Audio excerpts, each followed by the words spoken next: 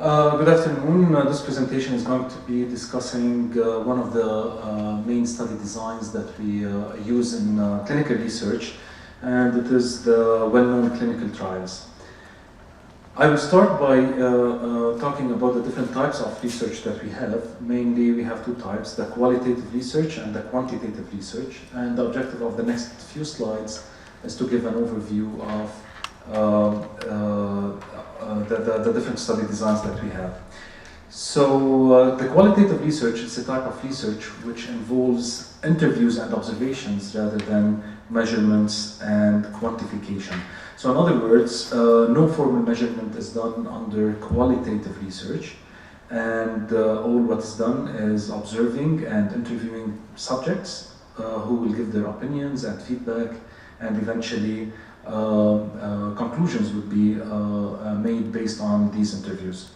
On the other hand, the quantitative research is the type of research that we do to answer clinical research questions, and it is the type of research which includes systematic measurement and quantification of results, and this is where the use of statistics is involved. So mainly, most of the research that's carried out in the hospital setting are mainly quantitative research, and that's why we tend to quantify everything that we measure. And under quantitative research now, there are different study designs, mainly two types. One of them is the observational study design, and the other one is the experimental study design.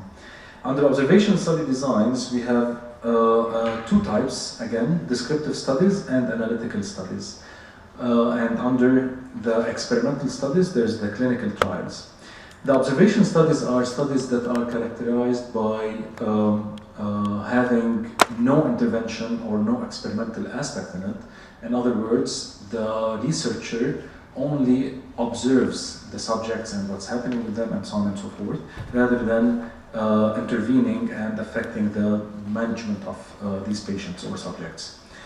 Thus, there are two types, descriptive and analytical, and the descriptive studies, such as case report, case series, or cross-sectional study, are types of research where the primary objective of this research is to describe a certain aspect of a disease, such as prevalence or some characteristics, epidemiology, outcome, or whatever. So we carry out descriptive studies. Whereas the analytical studies is a type of study with a primary objective that's beyond just describing. The primary objective is to analyze, or the question itself is analytical in nature, such as is oral contraceptive associated with breast cancer, for example. So the point is, the research question is beyond just descriptive, it is assessing an association, and that's why we carry out an analytical study, which is either a case control or a cohort study. Finally, the experimental studies, as the name implies, it is a study that's experimental in nature. Mainly, the researcher is doing an experiment. They are not just observing what's happening in with the patients. And it is the clinical trial. I'll spend a few minutes to talk about these different study designs to put the clinical trial into perspective of the overall study design aspect. The cross-section study is a type of design where you have where it is cross-section in nature, meaning it's at one point in time. We do not follow people up in the future. We do not go backwards to their history. At one point in time, we record everything we want. So we have a defined population, and of course, time is forward. And at a certain point in time, we have the study being carried out. We select a sample. Hopefully, it will be a random selection or a random sample. And then, at one point, we measure everything we want to measure, whether about the exposure or the outcome or any other factor that we're collecting information on. On the other hand, the case control study, instead of being at one point in time, we are starting with the outcome and going backwards to the exposure. In other words, we have the defined population, time is forward, but the direction of the study is backward.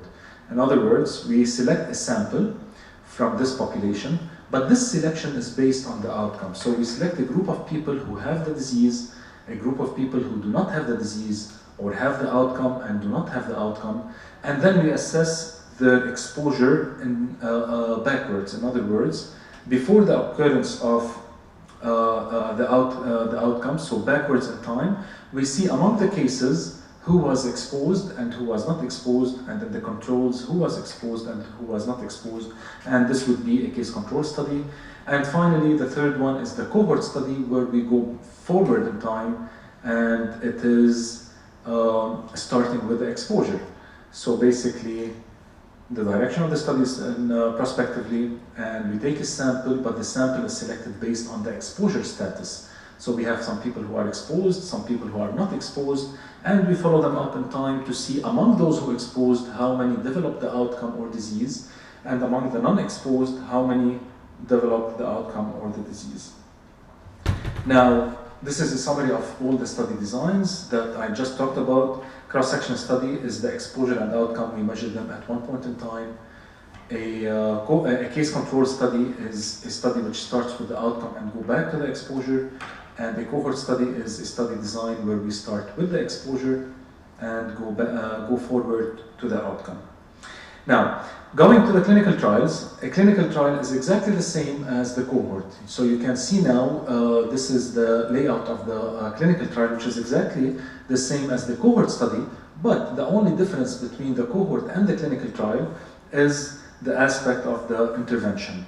In other words, in the observational study of a cohort design, the researcher just observes. They do not intervene and they do not get involved in the exposure of the subjects. Whereas in a clinical trial or in an experimental study, the exposure status is not decided by the patient or the physician, it's decided by the researcher. So the researcher is the person who decides who gets the active drug or the passive drug or the inactive drug, and so on and so forth.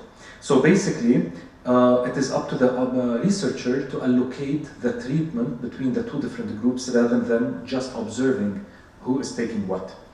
There are different phases of a clinical trial, mainly phase 1 studies, phase 2 studies, phase 3, and phase 4.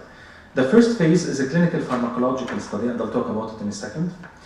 I have another phase, which is phase 2. It's initial clinical investigation for treatment effect. The third phase is a full-scale evaluation of the treatment.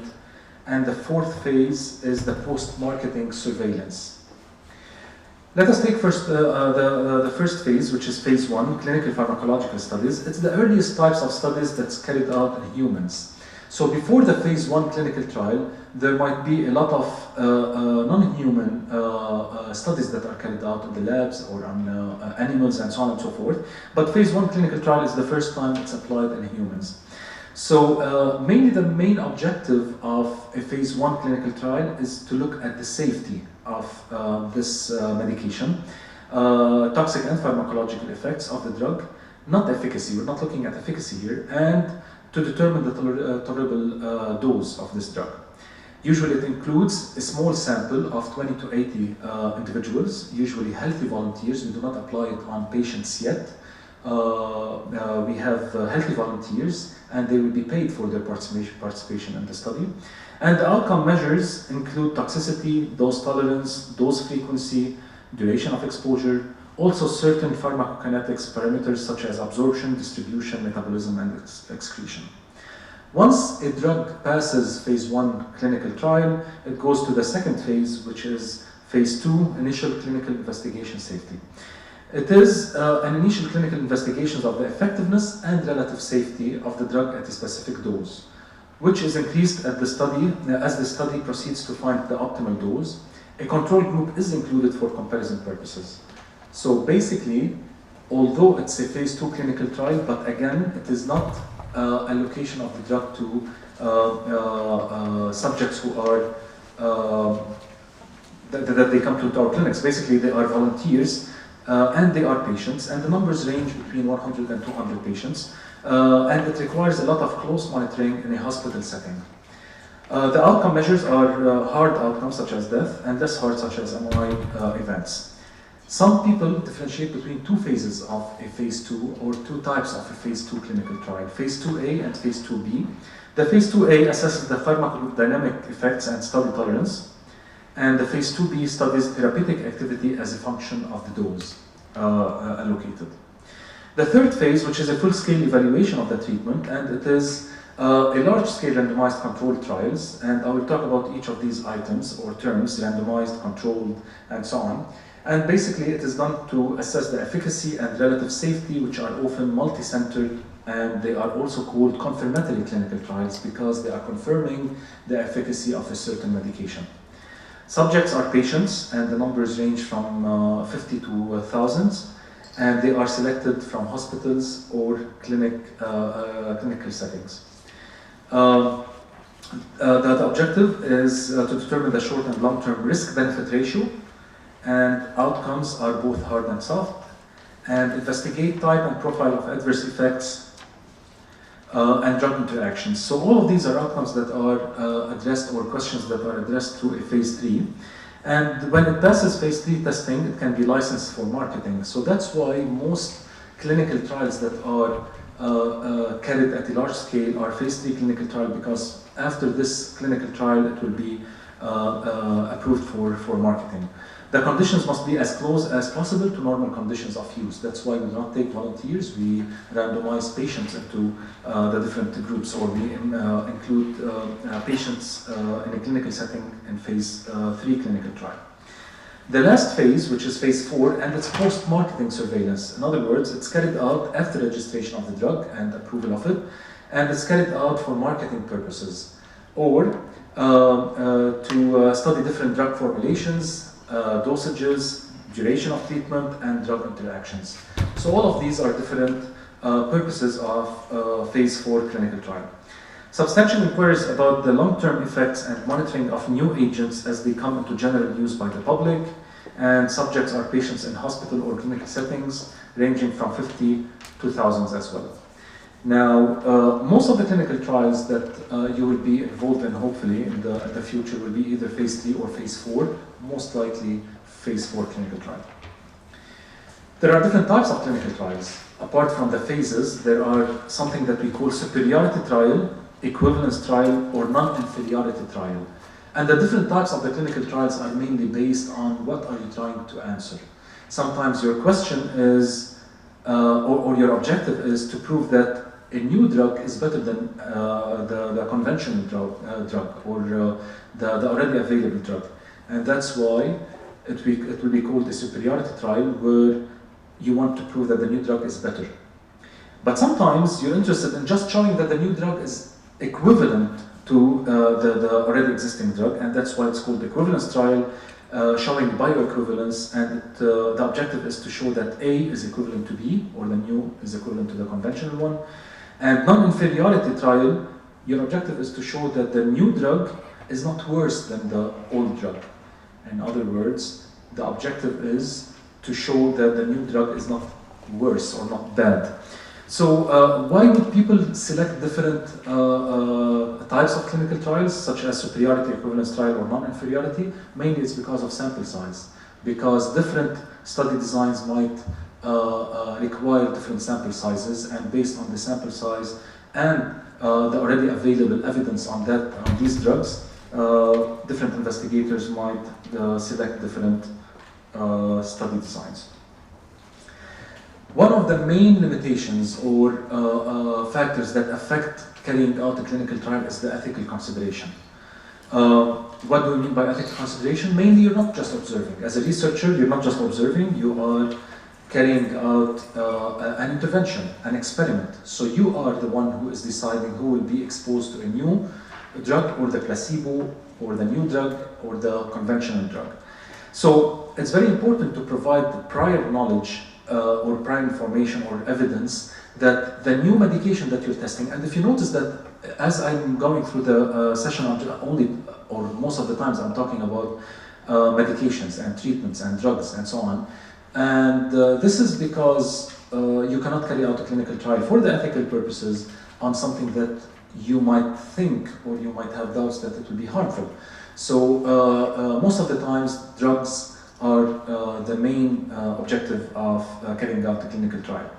So you have to have prior knowledge or evidence that there is enough evidence of efficacy. In other words, to be able or to get the IRB approval to carry out a clinical trial, you have to provide enough evidence that the drug that you're testing is good. In other words, you have enough evidence that the drug that you're testing is beneficial or it's good. But at the same time, if there is a lot of evidence that the new drug is good or it's superior, then it's unethical. Why? Because you will be giving the other group the non-superior medication. So that's why you have to have enough evidence of efficacy, but should not be superior. So usually I think of a clinical trial as applicable in a shaded area. In other words, if you do not have enough evidence for efficacy, you cannot do it. If you have a lot of evidence regarding efficacy, you cannot do it. So there's a gray area in the middle where there is evidence that it's good, but it is not that strong. So that's where you can carry out a clinical trial and allocate this medication to patients. Another very important aspect in a clinical trial, which is the informed consent. In other words, you cannot carry out a clinical trial without obtaining an informed consent from patients. And I would assume everybody knows what an informed consent is, but I'll just briefly talk about it over a minute. Basically, it is getting the approval of the patient about being involved in the study, but it's not just consent, it's just not approval. It's not only approval of the patient, it is an informed consent, meaning that you have to provide the patient enough information for them to know what you are doing, what is the drug that's being tested, what are the tests that are going to be required, what's the outcome that you're looking for, what are the benefits that they might get, and so on and so forth. Once they are informed about the objectives and the process of the study, at that point they might decide to either accept or reject to be part of the study, and then they will give you their consent. So an informed consent in a clinical trial might be difficult since patients might be confused about randomization around time of diagnosis. In other words, if you approach a patient and you tell them, I would like you to be part of the study and I would like you to sign the informed consent and this is what it is, but I'm not sure which drug you're going to be taking because you're going to be randomly allocated to one of the two medications, they might not understand or appreciate what is this randomization all about, and they might refuse just because of their misunderstanding about this. So it is challenging to get informed consent from patients, and of course you should not and cannot include any patient without an informed consent. Another challenging aspect in a clinical trial is the concept of early stopping rules. What does early stopping rules mean? It means that you decide or you plan a clinical trial and you start the clinical trial. Sometimes halfway through you have to carry out some analysis to decide whether or to see what's going on in this clinical trial. For instance, if you are assessing the effectiveness or efficacy of a new medication and the sample size required for that is 1,000, are you going to wait for 2 years till you recruit the 1,000 and then do the analysis? Most of the times, no. What you do is you plan an interim analysis. What does it mean? It means that after maybe 30% of the patients recruited in the study, or 50% or whatever, you will do some analysis, and based on the results of these analyses, you will decide whether you will go ahead with the study or you will stop the study. And there are two reasons to stop the study. One is if the new drug has been shown to be superior. So at the interim analysis, if you do the analysis and you find that the new drug has better effect and it is significant without any doubt and so on and so forth, you stop the study. Why? Because if you continue with the study, you will be doing an unethical act by withdrawing the superior drug from the other group. But what if, at the interim analysis, you found that the new medication is worse, has been shown to be worse? So again, you have to stop the study because you will be doing bad to the patients who you are giving the medication or the active drug. So that's why there should be very clear criteria for stopping, and we call it early stopping rules. And who is going to decide on stopping the trial? It's not the investigator or the researcher himself or herself. And that's why we have something we call data monitoring and safety committee.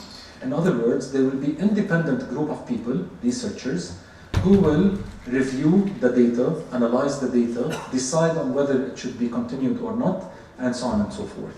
And it is very important because it has to be provided and specified at the proposal stage who will do the analysis, in what conditions will it be stopped, and so on and so forth.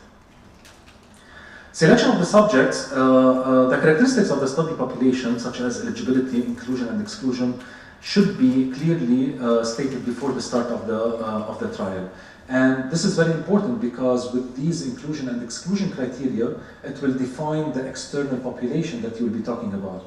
In other words, once you carry out your study, the generalizability of the results that you get from this clinical trial will be affected by who did you include into your study. So you have to pick up your population very closely, because eventually this will be the population that you will be referring to. I will just take 2 minutes to talk about the different types of biases that we have, and I will link it to the clinical trial in a few minutes. What is a bias? A bias is an error in an epidemiological study that results in an incorrect estimation of the association between the exposure and the outcome. So whenever we carry out any study design, most of the times we have an exposure and an outcome. So how do we assess the association between exposure and outcome? There are so many different ways. One of them is to calculate a relative risk, or an odds ratio, or a risk difference, and so on and so forth. So the point is, if this risk or this association, measure of association, is affected by a certain error, then we say that there was a bias that was introduced in the study. So for instance, if the true association between an exposure and an outcome was 2.0, and for a certain specific error that took place, I ended up having a relative risk of 3, then a bias was introduced. Now, what is the source of this bias that was introduced? It could be one of 3 biases. One is called a selection bias, another one is called an information bias, and the third one is called confounding bias. The selection bias is a type of bias that affects a certain study if the sample is not representative of the population. In other words, if the people I select into my study were not representative of the population, or I select the people in a way that is not maintaining representativeness or representativeness of the whole population, then I might have a selection bias, which is an error in selecting people into the study. Some of these biases, examples, are non-response bias, meaning that if I include 100 patients and or I invite 100 patients and 50 of them did not agree, so the response rate would be 50%. But we know it for a fact that those who do not agree to be part of the study are different than those who agree to be part of the study. And thus, there will be a selection bias when people do not respond to our invitation. Detection bias is another type of selection bias, and lost to follow up. Those who are lost to follow up either might be sicker or might be less enthusiastic about the study, and so on and so forth, and there will be some differences. An information bias is another type of bias where the information obtained from people is biased. So after I select people into my study, I take information from them. If for some reason the information that I'm getting from those people is wrong or is not systematic or whatever, then I might have something we call information bias, and it is either, if information obtained is systematically inaccurate regarding either exposure or outcome. And one example of it is the recall bias that usually affects a case control study, meaning that people who would tend to remember either in a more aggressive way or less aggressive way, but the point is the information that I'm getting is not accurate. And finally, there's the confounding bias, and the confounding bias is present when the association between an exposure and an outcome is distorted by an extraneous third variable. So the classical example about confounding bias, if you have not seen it before, is about the association between coffee drinking and cancer. And I usually ask whether there's any association between coffee drinking and cancer, and people would say, of course, no. But if you do an association, or if you do a study to assess the effect of coffee drinking on cancer, you would find a very high relative risk, meaning that those who drink coffee are at a very high risk of developing cancer. And this is not true, it's just having the confounding bias of smoking. So in other words, those who drink coffee are more likely to smoke, or those who smoke are more likely to drink coffee. But at the same time, those who smoke are at more risk of developing cancer. And thus, when I compare the two coffee drinking groups, coffee drinkers and non-coffee drinkers, I'm not only comparing the coffee drinking habits, I'm comparing coffee drinking, which is associated with smoking. So I'm comparing coffee drinkers who are more smokers to non-coffee drinkers who are less smokers. So the difference between the two groups will not be due to coffee drinking, it will be due to the hidden effect of the smoking. So smoking is a confounding variable, and mainly there are so many different confounders. The main bias that we try to avoid in studies are the confounding. So how do we control for confounding? Or actually, before I say that, there are so many confounders. Whenever you are doing a study, gender is a confounder to most associations. Age is a confounder. Family history of disease is, physical activity, diet, exercise, whatever. There are so many different confounders, and that's why we record information on these confounders to control for it. Now the question is, how do we control for confounding? Mainly, there are 5 types. One of them, or 5 types, mainly 3 at the design stage and 2 at the analysis stage. We have at the design stage randomization, restriction to one stratum, or matching. And at the analysis stage, we have stratified multivariable analysis. So, actually, let me go over each one of those, which explains what they are. Randomization is where I allocate the drug in a random fashion. In other words, people who will be allocated to the first or to the active or to the test drug will be randomly selected. There is no special selection for these people, and I will talk about it in the second or in the next slide. But restriction to one stratum means that instead of taking smokers and non-smokers, I will take only non-smokers. So I restrict my study to non-smokers, and thus the association between coffee and cancer will be a valid, non-biased by smoking, because all of the patients who I took or people who I took were non-smokers. But the problem is that in restriction, I cannot control for more than 1 or 2 variables. Let's say I can control for gender and smoking, but I cannot control for gender and smoking and age and so on, because eventually the study will not be representative or it will not be generalizable, and at the same time I will end up with a very small sample size. Matching is another type of control for confounding, and basically we do it by selecting the groups that are similar in certain aspects. So for example, if I'm matching according to gender, if I take a person who is a coffee drinker and happens to be a male, I select a person who is a non-coffee drinker who happens to be a male. Or assume that I want to control for smoking. If I take a coffee drinker who happens to be a smoker, I take a non-coffee drinker who is a smoker. So I impose balance between the two groups in terms of smoking habits. Why am I doing that? To make sure that the smoking is equally distributed between the two groups, and any effect that I will see in the analysis stage would be due to the coffee, not the smoking. And one of the limitations or disadvantages of matching is that you will not be able to control for so many confounders. You cannot match people according to their age and gender and smoking and family history and so on and so forth, because you will spend a lot of time to find a good match. At the control stage or at the analysis stage, you have stratified analysis. So I'll do the analysis between coffee and cancer among smokers alone and among non-smokers alone. So instead of getting the association between coffee and cancer among everybody, I separated to 2 groups, smokers and non-smokers. And in each of these 2 groups, there is no confounding because it's all homogeneous group. Another problem is that I cannot control for more than 1 or 2 variables, because eventually I will end up with so many subgroups. Finally, the multivariate analysis is a pure statistical technique where we will be able to control for more than 1 variable. I can get the association between coffee and cancer, but I can control for smoking and age and gender and maybe 10 or 20 or 30 different variables. Control for confounding and clinical trials are they have a very, very important relation. In other words, the randomization, which is the best type of controlling for confounding. And the reason why this is the best time, because when I randomize, I'm not only controlling for a known factor. In other words, whether restriction or matching or stratification or multivariate analysis, all of these types of control for confounders, you have to know what is a potential confounder to control for.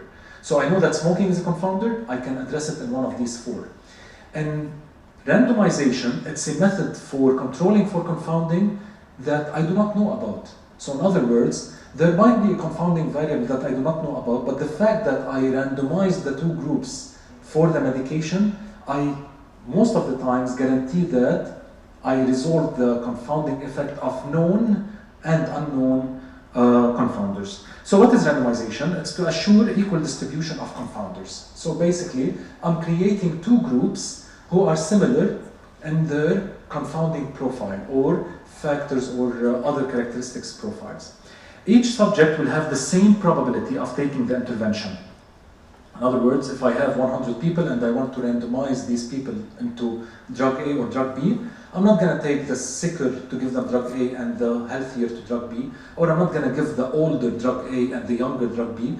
Every person in these 100 people will have the same probability of having either A or B, and thus when I randomize these people into drug A or drug B, I will have a distribution, or I will have two groups that are equal in most of the factors that I know or do not know.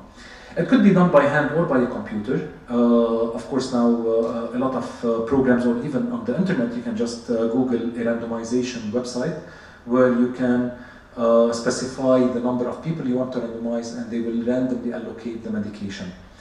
Of course, there are clinical trials that either randomized or non-randomized, and that's why we call it an RCT, which is randomized clinical trial. Randomized clinical trial is where we have the randomization used, whereas non-randomized, there is no randomization. And of course, a randomized clinical trial has a better value or better evidence. It provides better evidence and, towards the association. They are superior. To assess whether randomization was successful in having comparable groups, we have to assess the equality of the treatment groups with regards to baseline characteristics such as demographic, clinical, and prognostic factors. So could randomization not work properly? Yes, absolutely. And it is mainly affected by the sample size. If I randomize 5 people to 2 groups, I might not get a good distribution. But if I randomize 10,000 people to 2 groups, most probably I will get a good distribution of the confounding variables. So the point is, whenever you do randomization, you have to assess whether you have done a good job. And how do you do that? You go to, if you're doing the study, you have to carry out the analysis based on baseline characteristics or demographics. So what do? What you do is the 2 groups that you have created, drug A and drug B, you compare them according to their characteristics, socioeconomic status, or underlying diseases, or whatever. You expect that if you did a good randomization into your clinical trial, there should be equal distribution. So you do not expect 20% males in one group and 80% males in another group. This means that you were not able to randomize properly. If you get 2 groups that are almost the same in terms of the baseline characteristics that you have, it means that you have done a good job in randomization. And that's why whenever you are reading a clinical trial, the first table is just comparison between the 2 groups in terms of baseline characteristics. Mechanism of randomization, the worst that you can do is if the investigator performs the randomization himself or herself. The best, if you have a central independent randomization center, such as a clinical trial coordinating center. In other words, you are the clinician or the researcher sitting in your office, you have somebody coming in. The worst thing to do is you assess the eligibility of the patient, get the informed consent, and then you allocate this patient to drug A or drug B. But you might introduce bias into that. So the best thing is to have a central randomization center where they will provide you with a sequence, for example, and sealed envelopes on site, or you can do it by phone, just as live response, voice response system, or web-based. And this would avoid introducing bias in terms of assessing the eligibility of the patient. This will be called also allocation concealment, where you as a researcher would not know what is the allocation or what is the group or what is the arm that this patient will be joining until you get this final informed consent, and then you will get the information about the allocation through one of these methods that we have talked about. Types of randomization, you can have something we call simple randomization. You have 100, each one will have either A or B, so A, B, A, B, B, A, whatever, based on a random selection. Use a random number table. Sometimes we use block randomization. Why do we do that? Because if you have, for example, 100 patients, you might end up having 60 in one group and 40 in another group, just by chance, because it's all based on probabilities, and for some reason you might have bad luck and you might have unequal groups. To maintain equal groups, even for a small number of patients, we do something we call block randomization, meaning that instead of randomizing patients, I'm randomizing blocks. So each block could be made up of from 4 or 6 or 8 patients. And for example, if we have 4 patients in each block, then it will be AB, AB, or AB, BA, or BB, AA. So the point is, the randomization is within each block and then at the different blocks. It's a little bit complicated, but the point is, eventually we'll have 2 groups that are randomized, but at the same time, I will not have 2 groups that are very far away from each other in terms of the number of participants in each block. A third one is called stratified randomization. Mainly, patients are randomized within each strata of a risk factor. For instance, assume that there's a certain severity of a disease you have, or different types of diseases. For example, you might have type 1 diabetes, type 2 diabetes. You will not randomize people according to any of these diseases. You take type 1 diabetes and you do the randomization within type 1, and then you take type 2 and do the randomization within type 2, and this way you will be doing stratified randomization, meaning stratified by the type of diabetes. The advantages of randomization: it eliminates conscious bias, selection bias by the investigator because of the allocation concealment that we talked about. It averages out unconscious bias, which is the confounding. You do not know whether a variable is confounded or not, but by doing randomization, you will make sure that they are similar to each other, and the groups are alike on average. You will never be able to guarantee that 2 groups are exactly the same. The best you can get is almost the same, and this is good enough in research. The disadvantages, the ethical issues, and we have talked about the ethical issues before, but the point is the fact that you are allocating is very problematic, and you have to make sure that ethically it is appropriate or okay to do the study. It interferes with the patient-physician relationship. So in a clinical trial, it's not the physician who prescribes the drug to patients. It is the researcher who will impose the allocation or the drug to be given to the patient on the physician. So the patient-physician relationship will be affected because the researcher is the one who is deciding which drug to take. Administrative complexity: it is very complex to administer to do a clinical trial. That's why most of the clinical trials are very expensive, and most of them are sponsored by companies such as pharma companies and so on. Alike on average does not guarantee balanced groups. Sometimes you might have a clinical trial which is randomized but ends up with a lot of confounding variables because of a bias or a problem that occurred on or through the administration of the randomization. Blinding is very important in clinical trials, and basically blinding meaning to hide something from people. And it means that certain persons do not know the treatment assignment. So the only thing that I am intervening with is the drug. And if I want to blind people on something, it will be the drug. So there are 3 groups that I can blind them regarding the drug that's being allocated. But the aim of blinding is to reduce participant and observer bias. So the fact that the patient knows what they are taking, the new drug or the old drug, might affect their perception, or it might affect their outcome. And even the physician who knows that this patient is taking the new drug, they might look at this patient in a different way. And these are all biases that affect the clinical trial. So that's why, instead of knowing what is being taken, we hide, we blind. This is of particular importance when the outcome is a subjective measure such as headache, for example. Anyway, there are three types of blinding. One of them is single blinding, meaning the patients do not know what medication they are taking. Whereas everybody else know what the patient are taking. The second level of blinding is called double blinding, and it will mean that the treating physician and the patient, or the treating physician or the assessing investigator and the patients will be blinded. So both the patients and the investigators will be blinded. And the third type is the triple blinding, where the patients, the investigators, and even the statistician will be blinded in terms of what is drug A and what's drug B, which is the active or which is the inactive drug. Why do we need to blind the statistician? Because statisticians can manipulate data, not intentionally, of course, but the more analysis you do on some relationships, using different tests, using different assumptions, using different softwares maybe, it might change the results. So if I know that these people are taking their new drug, I might keep on analyzing and analyzing and analyzing until I get a favorable outcome, which I will report. But if I'm blinded, I do not know which one is drug A or drug B, then I will not be able to impose my preference to that association. Clinical trials could be not blinded. For example, if you, especially in surgery, if you have two modalities, either a surgery or another type of less invasive type of treatment, you cannot blind people to whether they are having one of the two interventions, or you cannot blind the physician. That's why we call it an open label. Of course, the best is the triple blinded, the less best is the double, and then the single, and then the open labeled.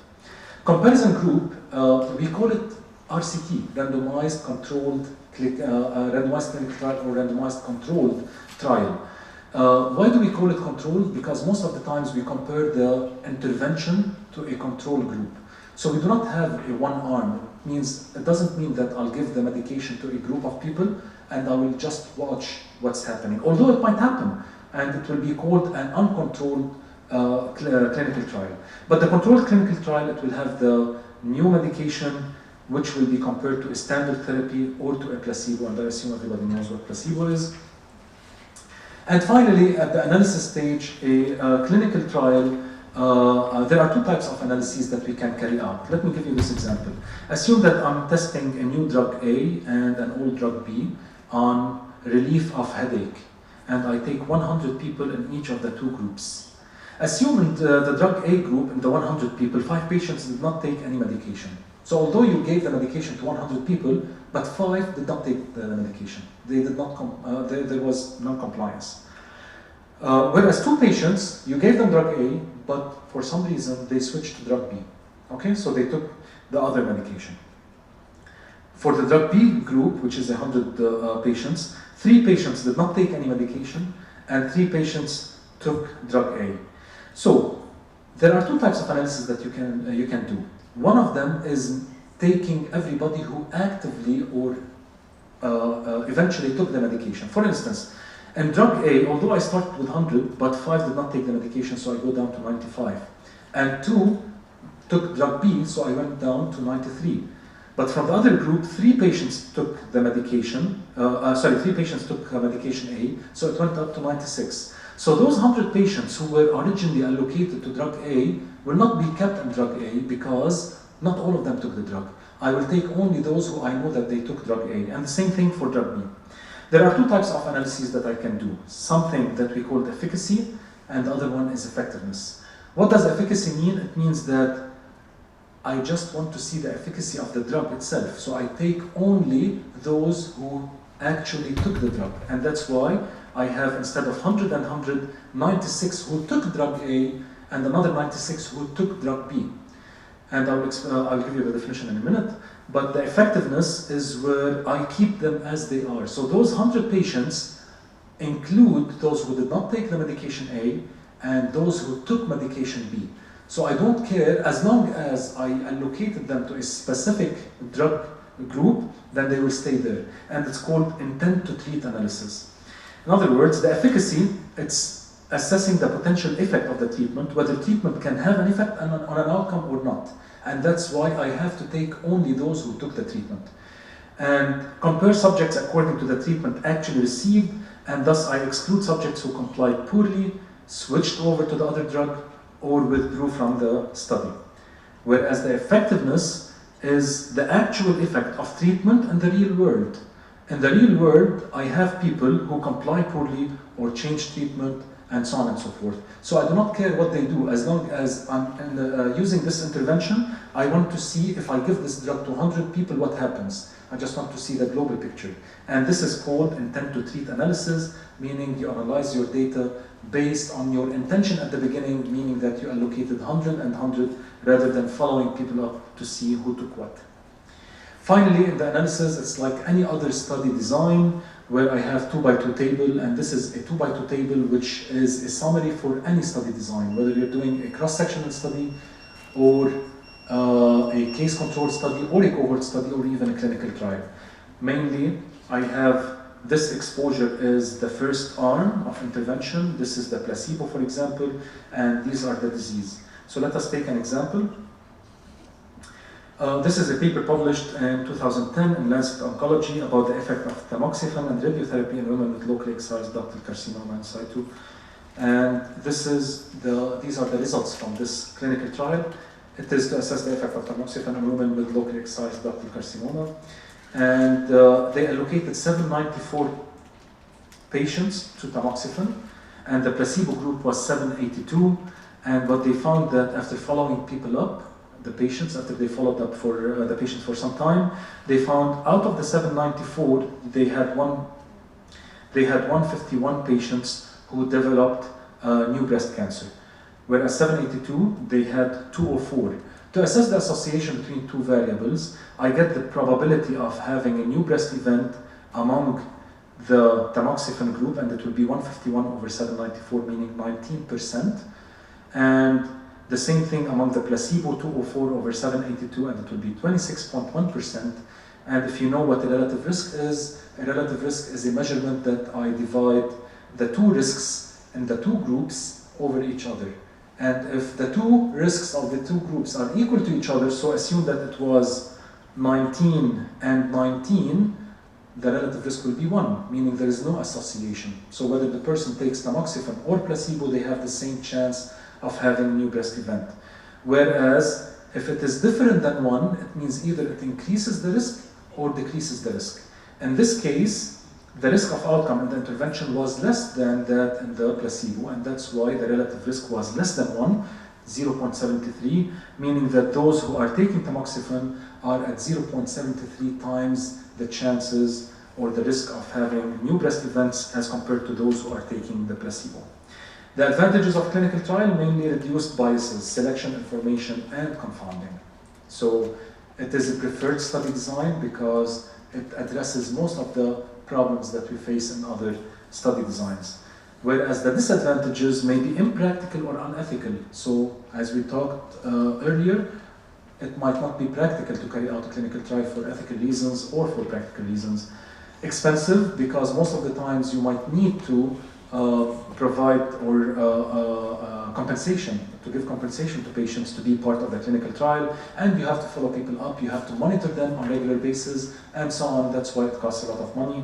Long follow-up, sometimes you have to keep on following people up for a few years. May need large sample sizes to get a very good evidence about a certain hypothesis.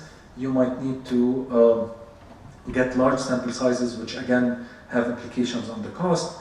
Compliance, not everybody complies to whatever you allocate them to. So if you give some people a new medication, they might not comply to this medication. And finally, the generalizability.